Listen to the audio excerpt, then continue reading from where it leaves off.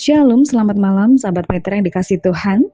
Rema malam hari ini akan dilayani oleh Saudara Alfonso Alexander dari GKMI Yogyakarta dengan tema lebih besar atau lebih sedikit yang diambil dari Matius 7 ayat 11. Mari sahabat Petra, kita menyiapkan hati untuk mendengarkan dan merenungkan firman Tuhan. Selamat bersekutu, Tuhan Yesus memberkati.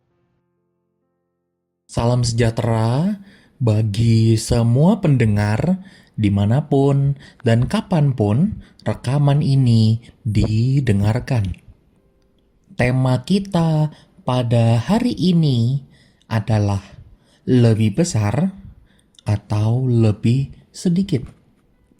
Lebih besar atau lebih sedikit. Marilah kita membaca dari Matius 7 ayat 11. Matius 7 ayatnya yang ke-11. Marilah kita membaca di dalam nama Tuhan Yesus Kristus. Jadi, jika kamu yang jahat tahu memberi pemberian yang baik kepada anak-anakmu, apalagi Bapamu yang di sorga, Ia akan memberikan yang baik kepada mereka yang meminta kepadanya.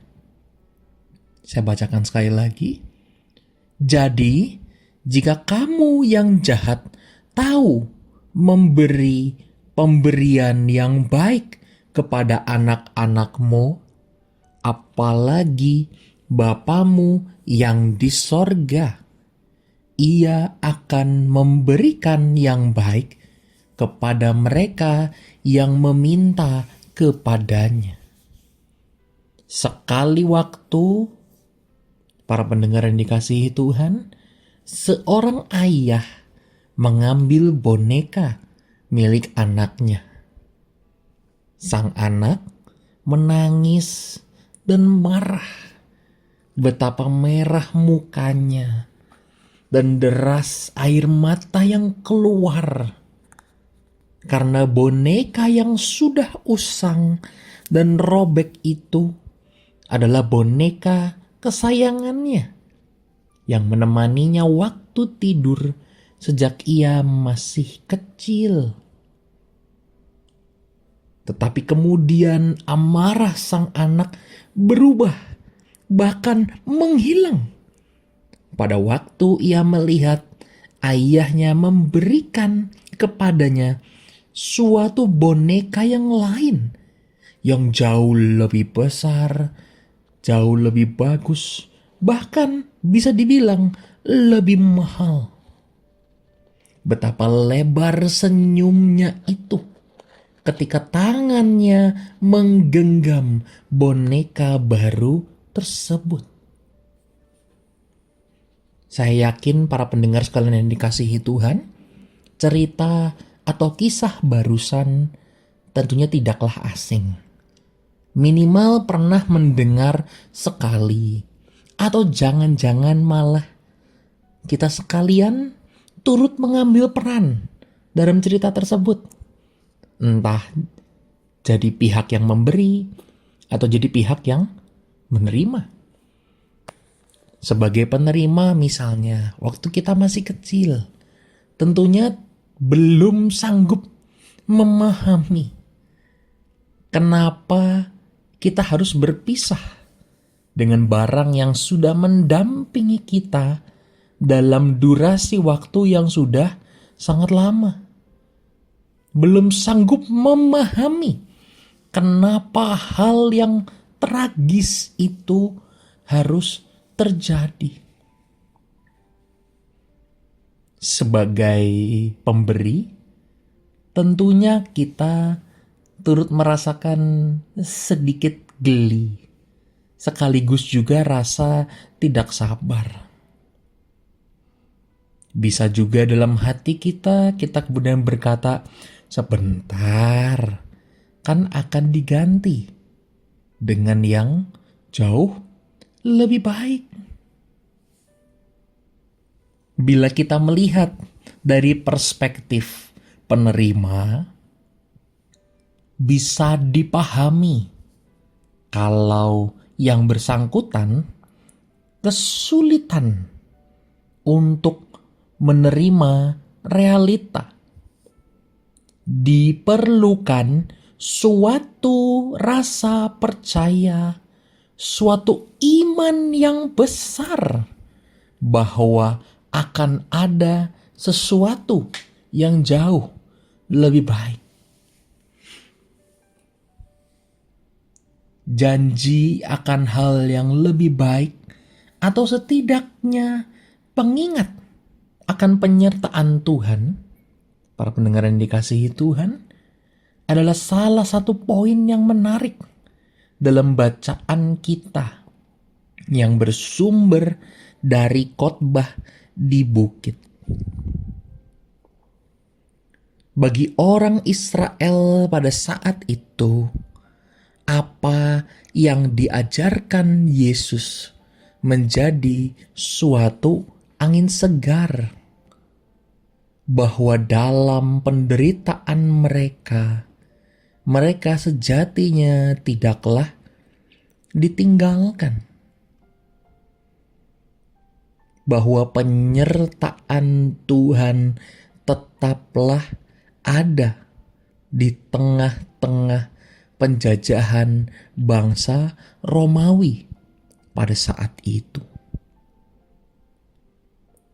Dalam berbagai kesulitan, prahara, permasalahan, Yesus mengingatkan mereka dan kita sekalian pada saat ini bahwa hati Bapa memberi bahkan jauh lebih dari yang kita minta. Perumpamaan yang diberikan Yesus memberikan penegasan ini, bahwa orang-orang yang secara perilakunya bisa berbuat jahat, bengis sedemikian rupa, mampu menumpahkan darah orang lain tanpa rasa bersalah, nyata-nyatanya tetap mengusahakan yang baik, bahkan sebisa mungkin terbaik bagi anak-anaknya. Berdasarkan premis ini, Yesus mengingatkan para pendengar khotbahnya saat itu dan kita sekalian pada masa ini, bahwa Allah Bapa sanggup memberikan, sanggup menolong jauh lebih besar dari apa yang kita harapkan. Bahwa berbagai masalah yang kita hadapi, kesulitan di mana kita harus bergulat di dalamnya, semua itu tidak ada apa-apanya di hadapan kekuatan, kekuasaan, dan kreativitas Tuhan. Alkitab dan pengalaman hidup orang percaya juga turut menjadi saksi bagaimana pertolongan Tuhan bisa hadir dalam hal-hal yang tidak pernah terbayangkan sebelumnya. Seperti contoh sang ayah yang mengganti boneka rusak tersebut dengan boneka baru. Pertolongan dari Tuhan itu jauh lebih besar dari masalah kita.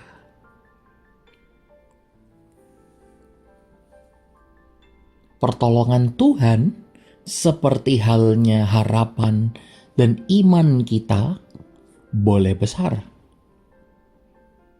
Tapi akan ada momen di mana kita kemudian perlu melihat dan juga turut memilih menjadi yang lebih kecil. Tentunya kecil di sini bukan berbicara soal ukuran fisik, entahkah tinggi badan atau berat badan. Melainkan para pendengar yang dikasihi Tuhan berbicara soal bagaimana kita merendahkan diri kita di hadapan Tuhan. Tentang bagaimana terlepas kepemilikan, kepunyaan, dan kekuatan kita, kita ini sejatinya manusia lemah yang masih membutuhkan Tuhan. Seperti sang anak yang tahu mengharapkan pemberian yang baik dari sang bapa, sang ayah. Demikian pula kita sebagai orang percaya juga turut mengakui bahwa kita juga bergantung dari kebaikan Allah Bapa di surga.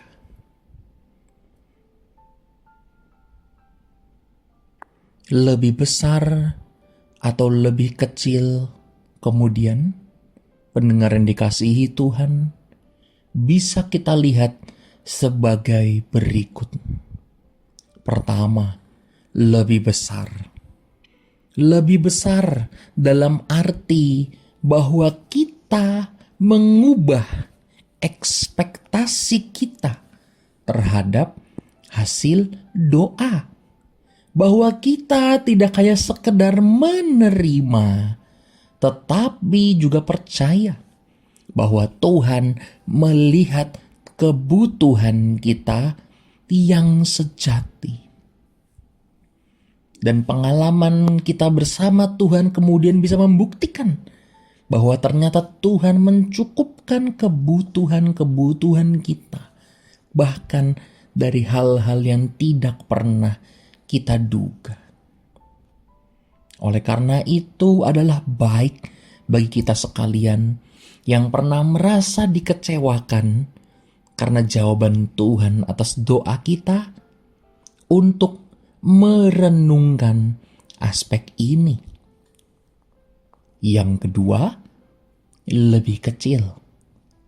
Lebih kecil dalam arti kita turut menghadirkan kerendahan hati di dalam doa kita. Kita akui dosa kita sabar menunggu. Kita juga tidak memaksakan kehendak kita sendiri, tidak memaksakan suatu skenario spesifik yang menjadi jawaban doa kita. Ini teramat penting, para pendengar yang dikasihi Tuhan, bahwa tidak jarang doa yang kita panjatkan tidaklah jauh berbeda dengan daftar belanja yang seolah harus dipenuhi Tuhan. Kalau ada yang meleset, kita kemudian marah, kita kemudian mutung, tidak mau ke gereja, dan lain-lainnya.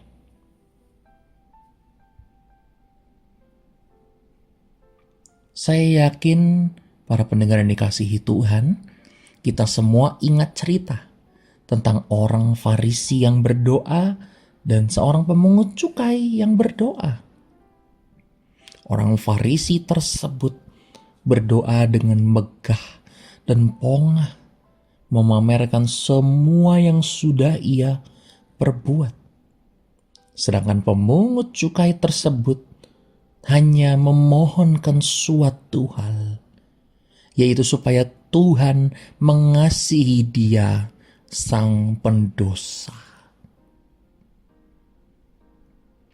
Yesus berkata bahwa pemungut cukai tersebut pulang sebagai orang yang dibenarkan Allah.